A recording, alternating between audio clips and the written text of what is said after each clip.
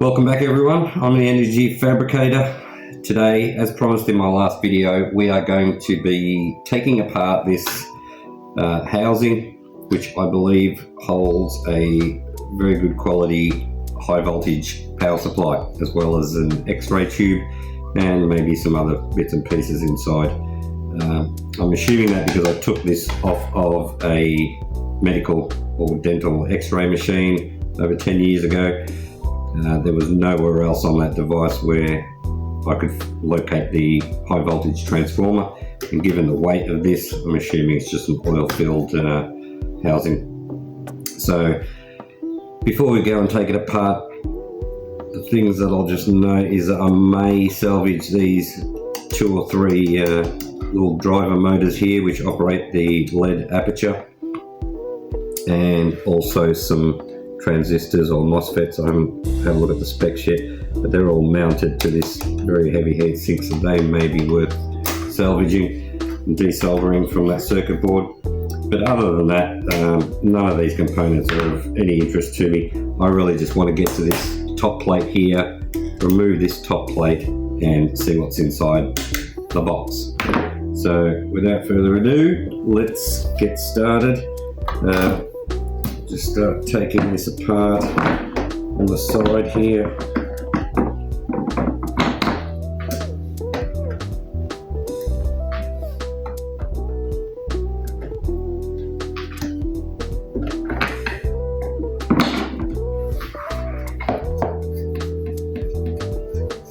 Now, if there is no transformer in here, I will be very disappointed after holding onto it for so long. But as I said, I can't imagine anywhere else that high voltage transformer could have been housed. It's almost guaranteed to be in here. So we can't take that off because the transistors are actually fixed to this heatsink. So we will just unscrew all of these.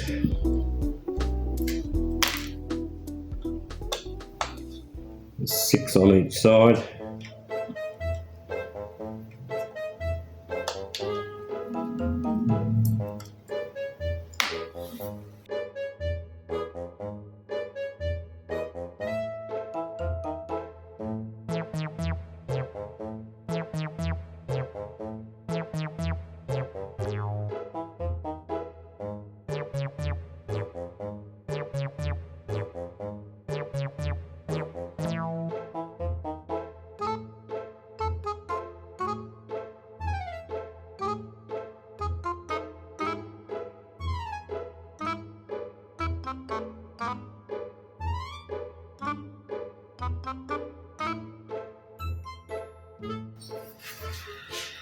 As you can see here, before we remove all of the fixings on the top plate, to remove it, there's a big plug here. So we need to remove that. I'm tipping that's going to be the best way to remove the oil from the transformer before we remove the top plate and access the transformer inside.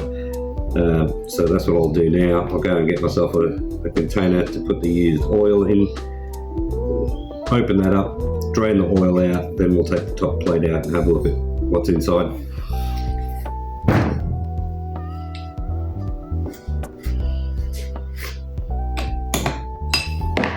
One.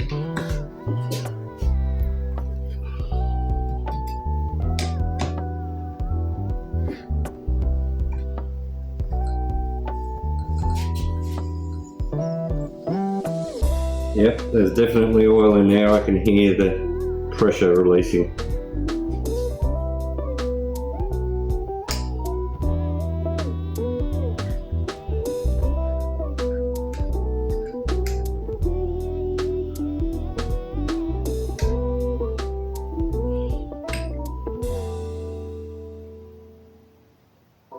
That's the plug removed. There's definitely oil inside. So what I'm going to do is open the garage door and the rear door to get some airflow in here, put on a mask, and we'll get back to opening this.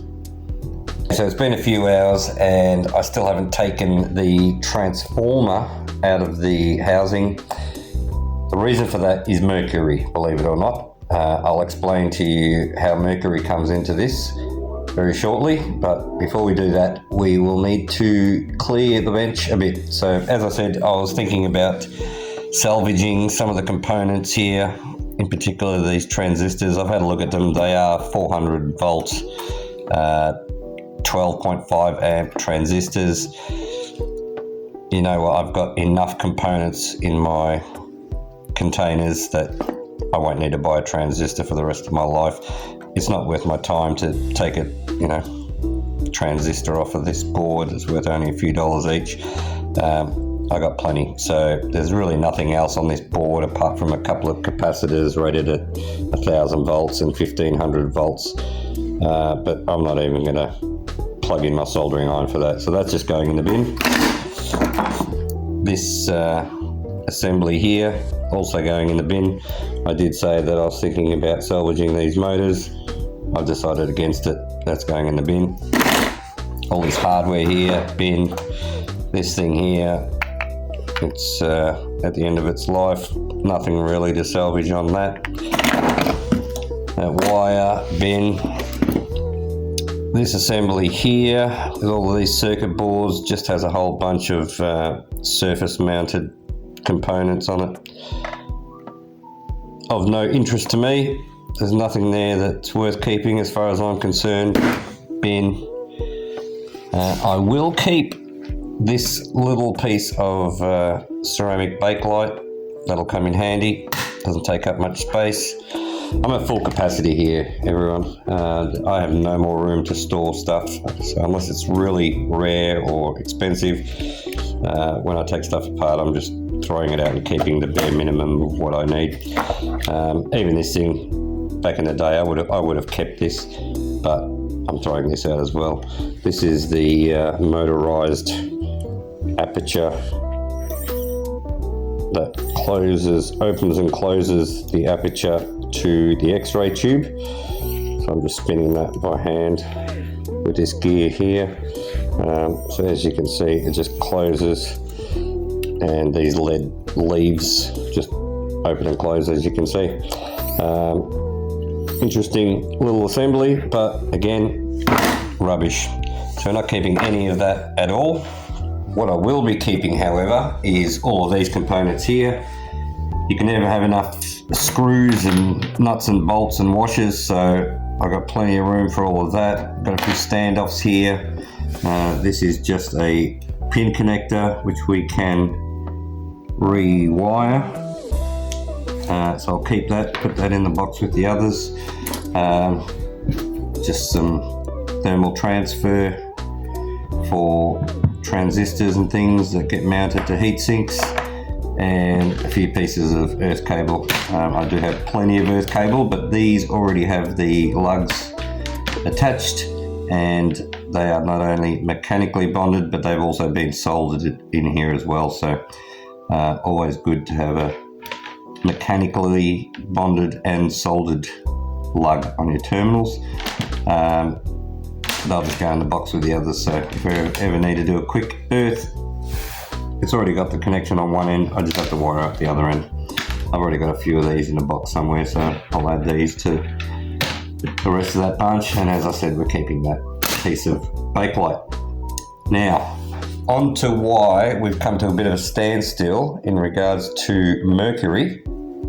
I've gone to look for some PPE to take the transformer apart. Unfortunately, I only have masks and respirators up to level P2 to deal with PCBs and oil mist. I need a P3 rated filter, and I don't have it, so I'll need to get P3 filter.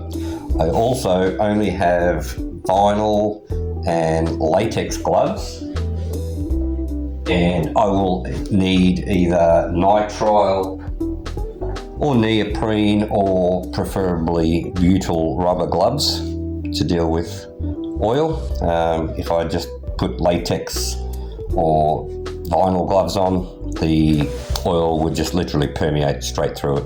PCBs will just go straight through it. Having said that, I'd probably still take the chance if I was just doing this transformer. But in comes the mercury. There's no mercury in the transformer. The mercury that I'm referring to is my stash of mercury. As you can see here, I have a fair amount in that bottle. You can just see it there. I would like to salvage more. That's been salvaged out of switches, mercury switches in the past. I have more of them. I've got another 5 of these. So this one's got a little bit in it. As you can see here, if I can get it to focus. It's just a tilt switch, so you can see the electrodes at the bottom there. There's 2 of them. I'll turn it upside down so you can see that a bit better. There's 2 electrodes there. The wires come out there. As soon as you tilt it, the mercury falls to the bottom, closes that circuit.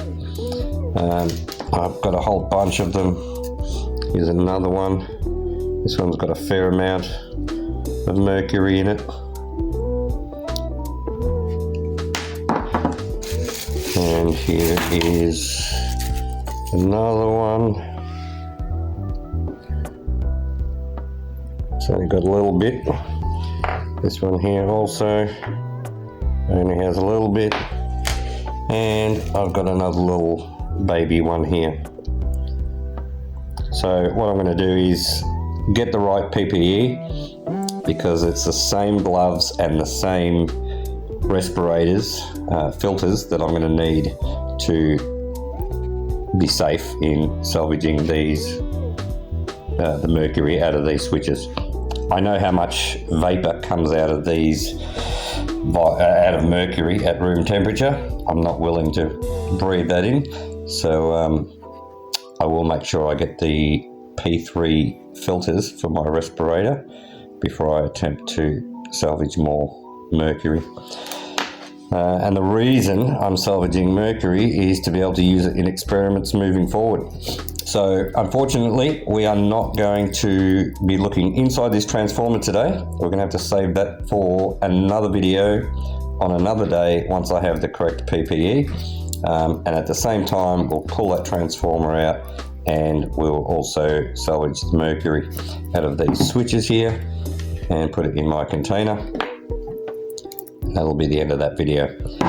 So now what I'm going to do is clean up all of this crap off my bench, put all my little bits and pieces away, and get ready to start building experiments. Until then, have a great day. Please like and subscribe. See you in the next video.